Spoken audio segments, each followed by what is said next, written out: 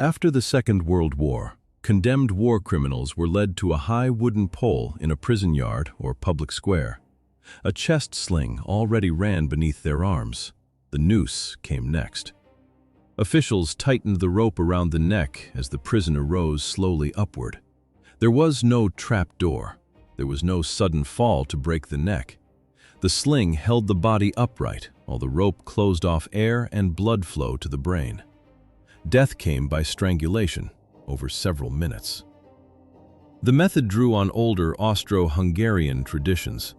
Authorities chose a place where people could gather, then announced the execution in advance. Crowds waited in silence before the lift began. The pole stood in the open, in the square or behind prison walls, and the public watched the rope tighten. Behind that public scene lay the occupation's damage across Central and Eastern Europe. Whole villages were erased, families disappeared. Civilians died in prisons, camps, hospitals, and city streets. Tens of thousands were killed. The losses reached far beyond a single square. By war's end, survivors faced people tied to those crimes. Each person executed on those poles had taken part in the destruction occupation left behind. Among those brought before the pole was András Kun, a Franciscan friar and member of Hungary's Arrow Cross party.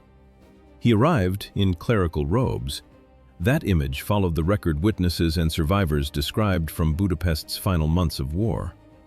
Kun had entered the Catholic Church as a Franciscan friar, then joined a fascist movement allied with Nazi Germany. By late 1944, Soviet forces were closing on Budapest, and the Arrow Cross government faced defeat. Armed party detachments hunted Hungarian Jews through streets, apartment buildings, hospitals, and shelters across the city. Soviet artillery sounded in the distance while the raids continued. Kun did not remain apart from those raids, according to witnesses who later tied him to them. They described him leading armed Arrow Cross groups while still wearing a friar's robes. Witnesses linked Kun to raids on Jewish hospitals, where Arrow Cross gunmen pulled sick patients from their beds. The attacks entered buildings meant to shelter civilians who could no longer move, flee, or hide. Survivors said Kun shouted during the raids and encouraged the killings. Some also said he took part in shootings himself. Attacks connected to Kun killed dozens of people, while Arrow Cross terror killed tens of thousands of Hungarian Jews in Budapest's final months. Soviet forces captured Budapest in February 1945, and authorities arrested Kun afterward. His trial became one of post-war Hungary's first major war crimes proceedings. Witness testimony connected the hospital raids, the armed groups, and the killings to the former Franciscan friar. The court convicted Kun of war crimes and sentenced him to death. On September 19, 1945, officials executed him in Budapest by pole hanging. Reports from that day said he still wore clerical clothing when they brought him before the crowd. The friar's robes remained visible at the execution. Beyond the friar stood officials whose orders reached whole countries. Karl Hermann Frank was tied to the destruction of Lidice, a Czech village erased after Reinhard Heydrich died. Czech and Slovak resistance fighters attacked Heydrich on May 27 during Operation Anthropoid. He died from his wounds on June 4. Heydrich had been one of Nazi Germany's most powerful figures. The resistance fighters had trained in Britain before the mission. Hitler demanded retaliation against the Czech population. 6 days later, Nazi forces entered Lidice. They gathered the population and separated every male older than 15 from the women and children. Then they shot 173 men and boys. The women were deported to Ravensbrück concentration camp. Many later died there from disease, starvation, and abuse. Most of Lidice's children were murdered in gas vans at Chełmno. The killings did not end at the village edge. 2 weeks later, Lizaki suffered a similar reprisal. Frank's name remained attached to Lidice because occupation orders reached that place. Then the forces destroyed what remained. They burned the homes, demolished the buildings, and leveled the ground until Lidice no longer stood. After Lidice was erased, Karl Hermann Frank survived the war and reached Pankrak prison in Prague. Following Reinhard Heydrich's death, Frank became the acting senior security official in the Protectorate of Bohemia and Moravia. He directed mass arrests across the occupied country. Suspected resistance members, civilians, and political opponents went to prison. Executions became common. The war ended in 1945. American forces captured Frank and transferred him to Czechoslovakia for trial. People across the country linked his name to the occupation years and the arrests that followed his orders. The court convicted him of war crimes and crimes against humanity. On May 22, 1946, guards executed Frank by pole hanging in Pankrak prison. Thousands of people came into the prison yard. During the occupation, Nazi authorities had executed Czech prisoners inside those same walls. The place held the record of those killings. May 22, 1946. Pankrak Prison, Prague. Frank was not the highest-ranking defendant held there. Kurt Deluge stood above him as head of the Order Police. The Order Police numbered hundreds of thousands across occupied Europe. Its units carried out deportations, mass arrests, shootings, and occupation control. The authority reached far beyond Prague. After Reinhard Heydrich's assassination, Hitler appointed Deluge Deputy Reich Protector of Bohemia and Moravia. He now held one of the highest offices in occupied Czechoslovakia. Order police units had already taken part in Nazi atrocities. Then his health collapsed. Later in 1942, Deluge suffered a serious heart attack. He gradually disappeared from active leadership during the remaining war years. His defense brought that illness into the courtroom. Lawyers argued that poor health reduced his responsibility for crimes committed under his command. The judges rejected the argument. Deluge had led the Order Police for years. Its men arrested people, guarded deportation routes, and took part in shootings. The court linked those actions to the authority he had held.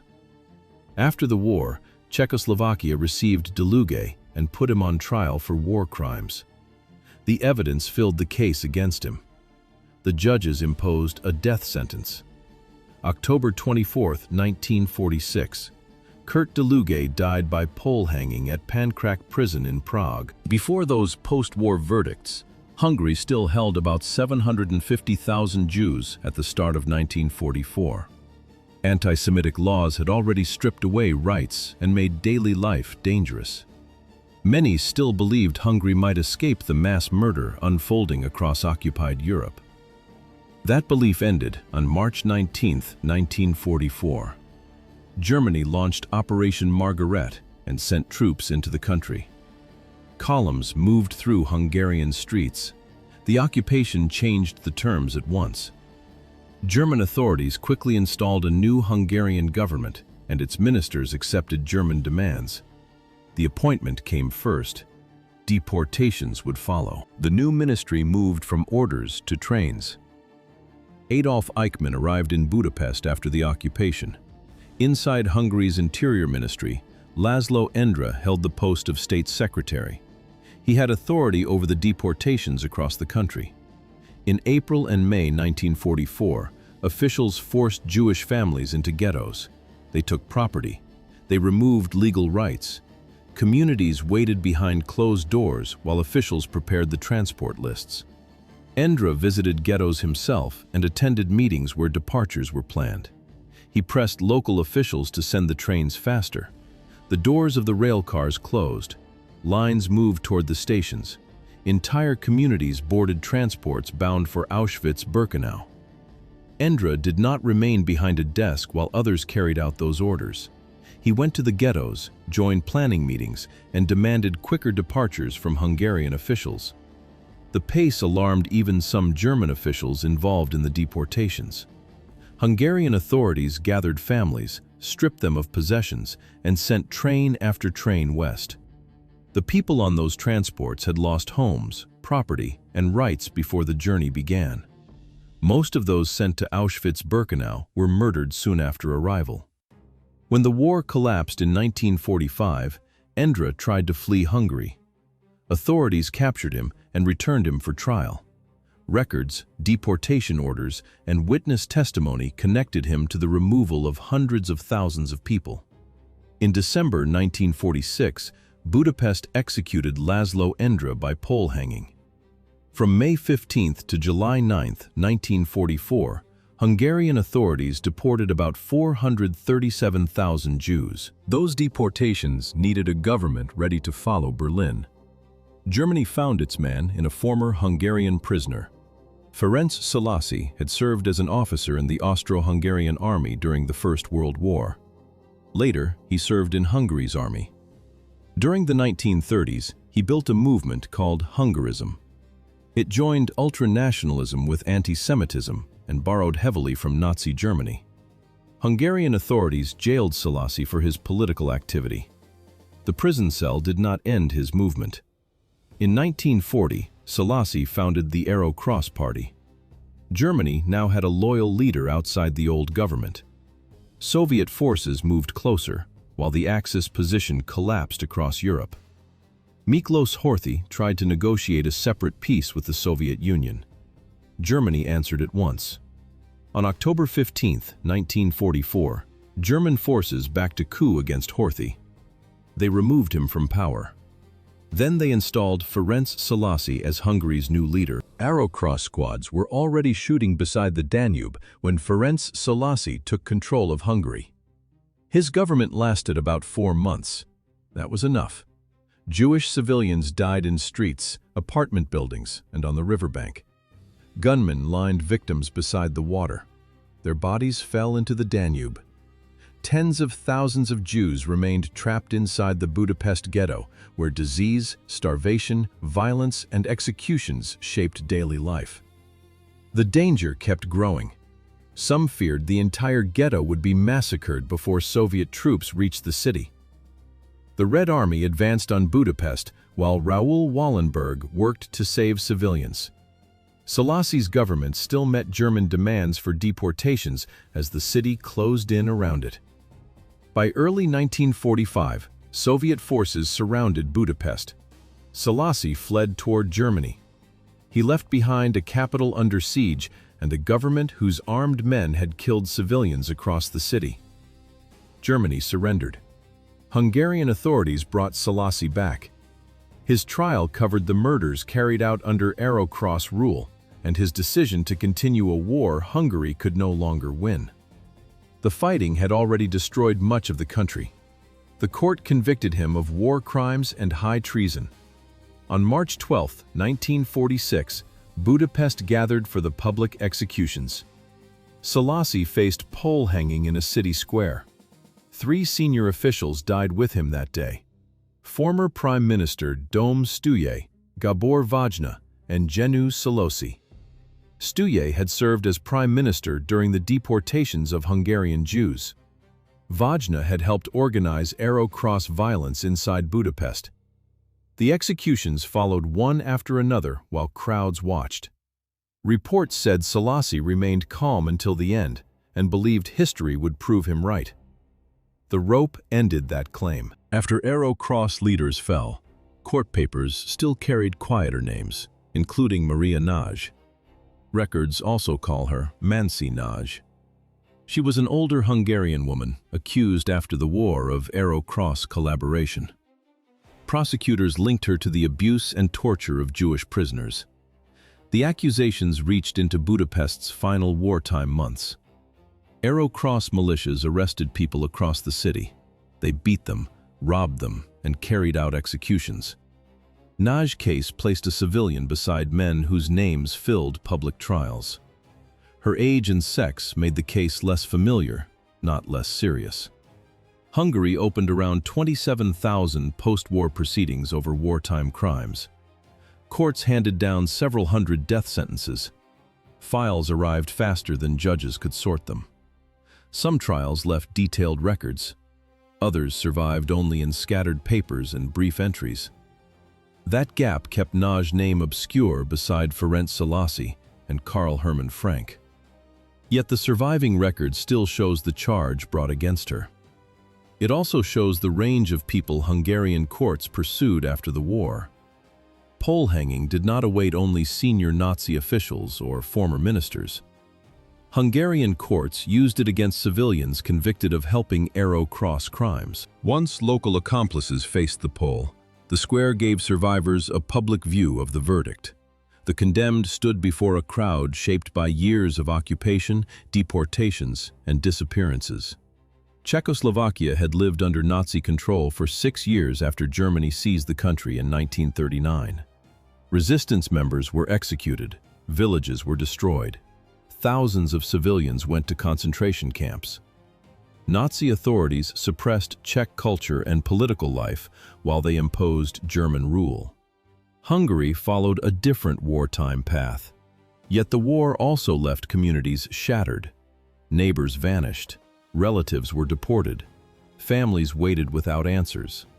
For many people, a public execution connected private loss with a sentence delivered after the occupation. The crowd waited through a short pause before the execution. Then the condemned fell. Prague and Budapest made punishment visible for local residents, including survivors, relatives, and civilians who had endured the war. The Nuremberg Tribunal addressed an international audience and assembled a record of Nazi crimes for later legal cases. The squares in Prague and Budapest carried another message. By the late 1940s, Czechoslovakia and Hungary were moving under Soviet influence. Their new governments used public executions to discredit the former fascist regimes and display their own claim to authority. The Nuremberg Tribunal recorded Nazi crimes for international history and legal precedent. By the late 1940s, the defendants were changing. The large post-war trials against Nazi collaborators were winding down. Political courts now charged opponents of communist governments. Pankrak prison remained. Karl Hermann Frank and Kurt DeLuga had been executed there. Later, the secret police used the prison to hold political prisoners and carry out executions. The shift was clear. One set of trials ended, another began. Historians still dispute where justice stopped and political purpose began. The same prison stood through both periods. Outside its walls, the wooden poles had always been temporary. They left little physical trace once the executions stopped. The crowds vanished, and the squares fell silent.